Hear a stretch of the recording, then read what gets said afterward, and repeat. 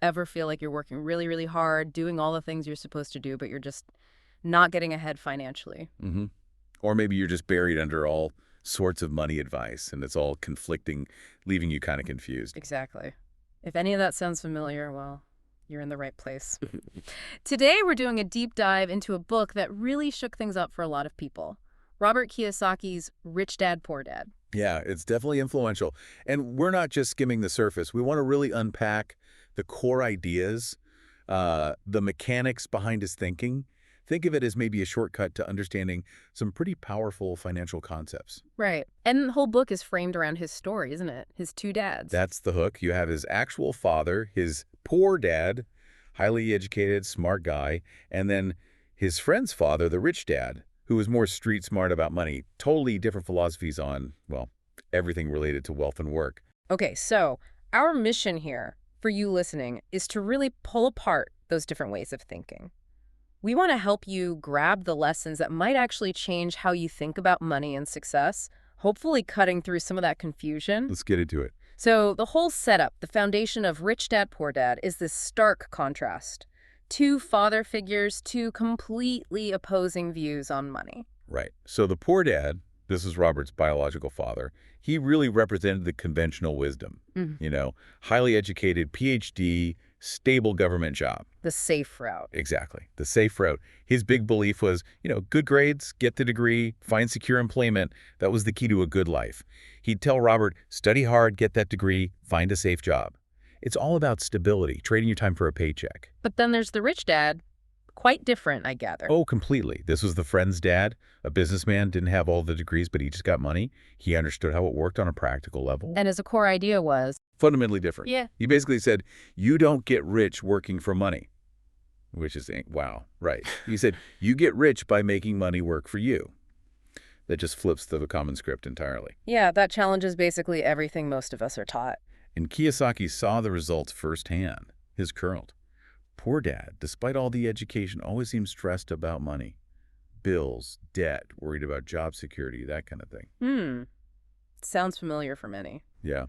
Meanwhile, rich dad just kept getting wealthier. By building businesses, acquiring assets, things that generated income for him. So it wasn't just about earning more, it was about owning more things that earned. Precisely. And that led Kiyosaki to this big realization. Real financial education, understanding how money actually works, was way more important for financial freedom than just academic smarts. Poor dad might save a bit, but rich dad would invest that same money, maybe in property or a small business, understanding risk, but aiming for growth. It makes you think, doesn't it? Which of those philosophies sounds more like what you were taught or what you see around you? Do those patterns ring true in your own life?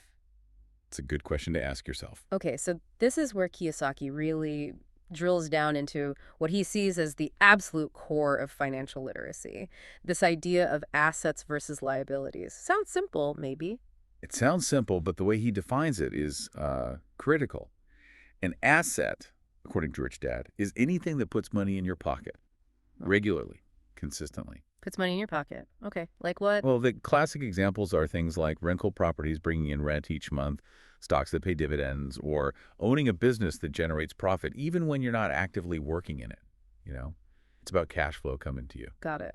So liabilities then are? The opposite, things that take money out of your pocket. And this is where, like you said, people get tripped up. Kiyosaki argues that a lot of the stuff we buy, thinking it makes us look successful or feel good, it's actually a liability. Like the new car. Exactly. The new car loses value the second you drive it off the lot. Plus, you're paying for insurance, gas, repairs, money going out, out, out. And he famously includes your own house in this sometimes, right? Which feels counterintuitive. He does, controversially. His point is, your primary residence, the place you live, usually takes money out through mortgage, taxes, insurance, upkeep. It doesn't put money in your pocket unless, say, you're renting out a room or something. So from a pure cash flow perspective, he often labels it a liability. Wow. Okay. That's a different way of looking at it. And the consequence of not understanding this difference, Kiyosaki says, is huge. It's what keeps people stuck in the rat race. Working harder and harder, maybe earning more, but then immediately spending it on things that drain their resources instead of building them. So they're running faster, but basically staying in the same financial spot because they're collecting liabilities, not assets. That's the idea. They mistake spending for investing. Okay, so pausing here. Thinking about your own stuff, your own finances. What falls into the asset column and what's in the liability column using that specific definition? It's definitely a useful exercise. Really makes you reevaluate. So if assets versus liabilities is key, Kiyosaki then takes aim at something pretty foundational, our traditional education system. What's his beef there? Well, his argument through Rich Dad is that schools are mostly designed to create good employees, not necessarily good investors or entrepreneurs. They teach you academic skills, professional skills maybe, but not really how to manage money or make it grow. So they teach you how to work for money, basically. Pretty much. They don't focus on financial literacy, on understanding investments, or how to build a business. Rich Dad's approach was the complete opposite. Which was? Learn by doing. Nice. Start a business, even a small one. Invest in assets that generate income. And crucially, never stop learning about finance, markets, taxes, law, the real-world stuff that impacts wealth. He encouraged looking for opportunities, understanding them, and then taking calculated risks. Calculated risks. So not just being reckless? No, definitely not. It's about understanding the potential downsides and upsides based on knowledge, not just hoping for the best, informed risk-taking. The book also talks a lot about fear, right? Fear and doubt holding people back. Oh, big time. He identifies fear of losing money, fear of failure, and maybe even fear of criticism as huge roadblocks. People are so scared of making a mistake that they just don't do anything. They stay in the safe harbor, even if it's not getting them where they want to go. And how does Rich Dad view failure differently? That's really key. For Rich Dad, and Kiyosaki argues for most wealthy people, failure isn't the opposite of success, it's part of it. It's seen as a learning opportunity. Every mistake teaches you something important. You fail, you learn, you adjust, you try again, smarter this time. So failure is feedback, essentially. Exactly. It's valuable data. It's how you gain wisdom. Rich Dad apparently used to say something like, "I've failed more times than you've even tried." It's a mindset shift away from failure's bad to failure's learning. Interesting. How does your own view of risk and failure stack up against that? Is it more the play it safe model or this learn from mistakes approach? Something to think about. Definitely. Okay, another idea that jumped out at me was this concept of work to learn, not just to earn. What's behind that? It sounds a bit like the education point again. It builds on it, yeah. Yeah. The idea is, especially early in your career, don't just chase the highest salary. Look for jobs or opportunities that teach you critical skills, even if the pay isn't top dollar initially. What kind of skills are we talking about? Rich Dad emphasized things like sales, marketing, communication, leadership, understanding financial statements, negotiation, skills that give you leverage and control, regardless of your specific job. These are skills that help you build your own future, not just perform tasks for someone else. So even if you have a regular job, the advice isn't necessarily quit tomorrow, but maybe use that job to learn and use the income strategically. Exactly. Use the paycheck from your job, not just to live, but to start building your asset column on the side. Buy that first rental property, invest in some stocks, start that side business, make the money you earn start working for you.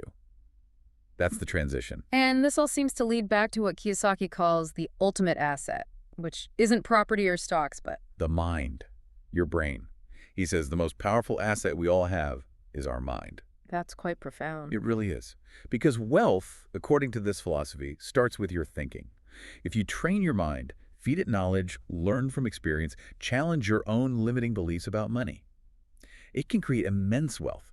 It's about shifting your mindset from that of an employee or consumer to that of an owner and investor. Changing your internal programming about money. That's a good way to put it. Thinking like the rich, as he says. So it prompts the question for everyone listening. Hmm. What skills are you focused on learning right now? And maybe even more fundamentally, how is your current mindset about money actually shaping your financial situation today? Deep questions, but important ones. So wrapping this up, Rich Dad, Poor Dad. I mean, it's really a call to action, isn't it? To think differently about money, work, and wealth. Absolutely. It's about breaking free from what he calls the rat race. That cycle of earning and spending and consciously designing a life with more financial freedom and hopefully more purpose. Becoming the master of money, not its slave. That's the goal. And the key takeaways are pretty clear, I think. Focus on building or acquiring assets, things that generate income. Commit to your own financial education. Nobody cares more about your money than you do. And take control. Be proactive. The book really hammers home that real wealth isn't just about how much you make, it's about what you do with it. How well you manage it, grow it, make it multiply. Right. Manage, grow, multiply. Okay, so let's leave everyone with a final thought, something straight from the book to chew on. Yeah, Kiyosaki writes something like, so if you want to be rich, don't just work harder, work smarter. Work smart. Don't just save money, invest it wisely. Invest wisely. And most importantly, don't just follow the crowd. Educate yourself, think differently, and build the life you truly want. Powerful stuff. So maybe the question for you to take away today is, what's one small thing, just one step you could take today to start working a bit smarter with your money, or just think a little differently about your financial path? A great place to start.